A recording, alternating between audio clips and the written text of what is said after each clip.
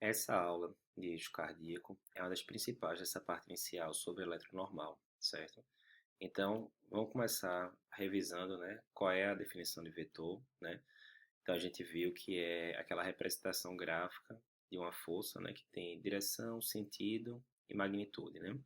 Então, lembrando o exemplo da ambulância, quanto maior foi o som da ambulância, maior vai ser a seta que eu vou representar.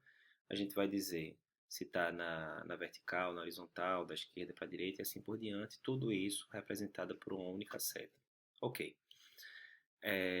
Lembrando ainda do exemplo da ambulância, né? Mais uma vez, se a ambulância está se locomovendo aqui da esquerda para a direita da tela, ela está se distanciando dessa pessoa aqui no ponto A, que vai fazer por conseguinte, uma onda negativa está se aproximando do ponto B.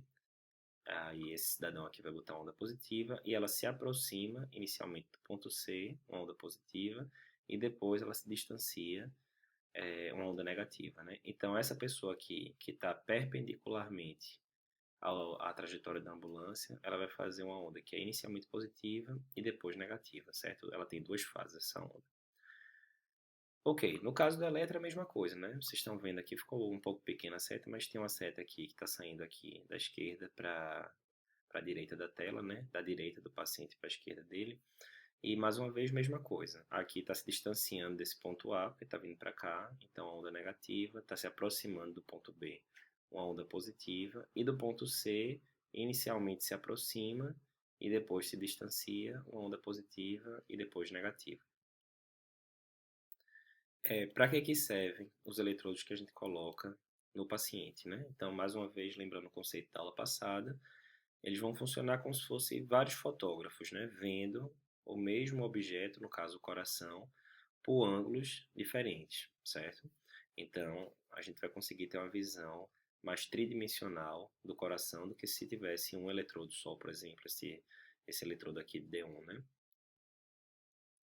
E aquele conceito, na hora que o estímulo elétrico está vindo em direção ao eletrodo, ele vai fazer uma onda positiva. Na hora que está se afastando, vai fazer uma onda negativa.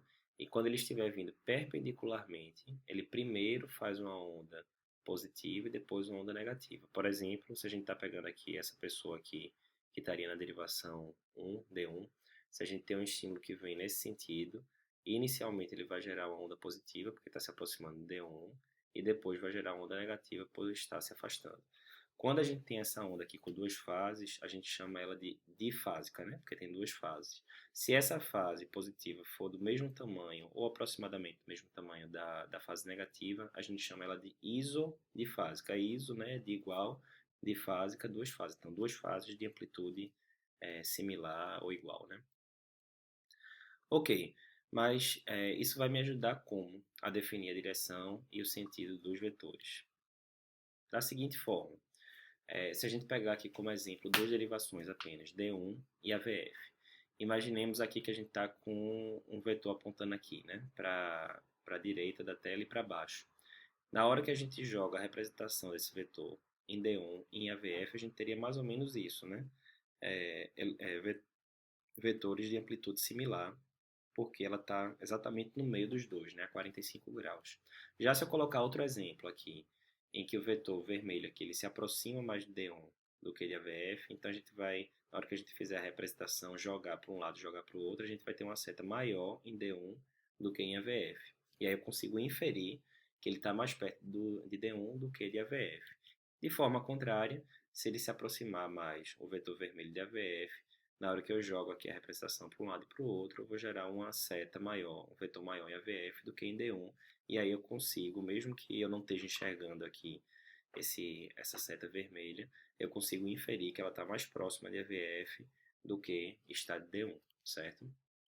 Então, baseado no aspecto de uma determinada onda, nas diferentes derivações, eu consigo definir qual o sentido e a direção dessa onda, certo?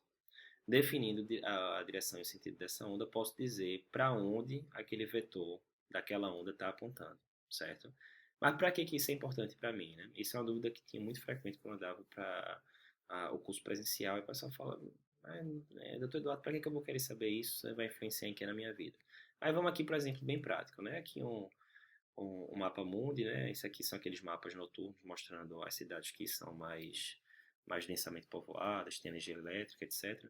Então imagine aqui que eu tivesse saindo aqui da Califórnia, na costa oeste dos Estados Unidos, para aqui o nordeste do Brasil, certo? Aqui para Recife, por exemplo, num voo de avião. Qual é o caminho que o avião vai seguir daqui para cá? A tendência, obviamente, vai ser mais ou menos uma linha reta, né? Desse ponto para esse. Dessa forma, apontando da esquerda para a direita da tela e de baixo para cima, ok? Então, a gente consegue, obviamente, rastrear isso através do GPS lá do avião, coisa e tal, né? Isso seria a rota esperada. Agora, digamos que está lá o controlador de voo aqui no Brasil, vai checar a rota do avião e o avião está fazendo essa rota aqui. Está vindo da esquerda para a direita, mas está indo de baixo para cima, em vez de estar vindo de cima para baixo. O que é que a gente vai pensar? Olha, isso não está normal. Sequestraram o avião teve algum problema, encontrou alguma tempestade, alguma coisa do tipo, teve que desviar, veio aqui para a costa leste dos Estados Unidos, enfim, o piloto é inexperiente, está perdido, alguma bronca tem, isso não está fisiológico, certo? Do mesmo jeito, não, o avião está saindo aqui para a esquerda, está querendo bater lá na Austrália, lá do outro lado, alguma coisa tem estranho, certo? Então isso não está fisiológico. A mesma coisa vai ser em relação ao coração da gente, né? Quando a gente fala em definir eixo, normalmente a gente está falando de QRS, certo? Eu posso definir eixo da onda P, posso definir eixo da onda T? Pode, sem problema, você pode definir eixo de qualquer onda. Mas normalmente, quando se fala em eixo, onde é que está o eixo cardíaco? É do QRS. Ao definir o eixo, eu consigo saber se aquilo está normal ou se está alterado. E aí, para vocês saberem, aí tem que decorar. O eixo cardíaco normal do QRS, ele vai aqui de menos 30, né, que seria o AVL, até o mais 90, que seria o AVF. Essa região toda aqui em verde, ela é fisiológica. Então, se eu digo, o eixo cardíaco está apontando para 0 grau, isso sempre falando de paciente adulto, né? O eixo cardíaco está apontando a 0 grau, isso é normal? Normal. O eixo cardíaco está apontando para mais 60, isso é normal, está aqui no verde, normal. Se ficar aqui de menos 30 até menos 90, a gente diz que o eixo está desviado para a esquerda. O que é que poderia causar, por exemplo, um eixo desviado para a esquerda? A gente vai ver isso em detalhes na próxima aula. Mas, por exemplo, um paciente com a sobrecarga de ventrículo esquerdo, né? O ventrículo esquerdo, na hora que ele está, o paciente com hipertensão, alguma coisa do tipo, na hora que ele começa a ficar com a parede mais grossa, o ventrículo esquerdo pode puxar mais para o lado dele. Isso aí é uma coisa alterada, patológica. Então, a gente vai ter que buscar alguma alteração. Se ele está aqui de mais 90 até 180, nessa parte em azul, a gente diz que está com desvio de eixo para a direita, certo? O que é que poderia causar isso? Por exemplo, uma sobrecarga de ventrículo direito, pode puxar a sardinha para o lado dele e trazer o eixo cardíaco para cá. Também é uma coisa alterada, a gente vai ter que investigar esse paciente, etc, etc. E se tiver aqui de menos 90 até 180, a gente diz que tem um desvio extremo do eixo. Extremo porque tanto ele pode vir por esse caminho, um desvio inicialmente para a esquerda e depois bater aqui, quanto ele pode vir por esse caminho, um desvio para a direita e depois bater aqui. O fato que não é normal, certo? Então, resumindo, caiu nessa parte em verde, paciente adulto, está normal. Caiu em qualquer uma dessas outras três partes, está alterado e obrigatoriamente eu vou ter que investigar se esse paciente tem alguma doença por trás, alguma coisa do tipo, certo? Por que que o eixo, só explicando grosseiramente, por que que o eixo normal fica entre menos 30 e mais 90? A gente viu lá na parte do QRS o que é que forma a onda Q, o que é que forma a onda R e a onda S, que a onda Q geralmente é resultado da despolarização do septo interventricular. A onda R é causada pela despolarização da parede livre, né, do ventrículo esquerdo e do ventrículo direito, e a onda S é causada pela despolarização aqui da porçãozinha final, né, da base do ventrículo esquerdo e do ventrículo direito. Quando a gente soma tudo, fica como se fosse um vetor desse tipo. Dessas três situações aqui, quais é que você acha que é que vai dominar? O que é que tem mais músculo cardíaco? Essa parte do septo, essa parte toda aqui da parede livre do ventrículo esquerdo e direito, ou só essa porçãozinha basal aqui dos ventrículos? E, obviamente, o que domina mais vai ser essa parte do meio, que é toda essa parede livre aqui, principalmente do ventrículo esquerdo, né? E como é o ventrículo esquerdo que ganha aquele cabo de guerra que a gente falou na aula anterior, ele vai puxar aqui para a esquerda, né, do paciente e para baixo, certo? Ou seja, a tendência, como a gente viu aqui, O eixo cardíaco está geralmente por aqui, né? 60, 30, alguma coisa do tipo, mas pode variar, como a gente falou, de menos 30 a 90 por causa da parede livre do ventrículo esquerdo, predominantemente, certo? Então, essa é a explicação geral que faz com que o eixo cardíaco normal seja de menos 30 a 90, certo? Então, resumindo, mais uma vez, de novo, porque isso aqui é importante. Menos 30 a 90, que é QRS normal, passou disso, qualquer uma dessas áreas aqui, outra está alterada, certo?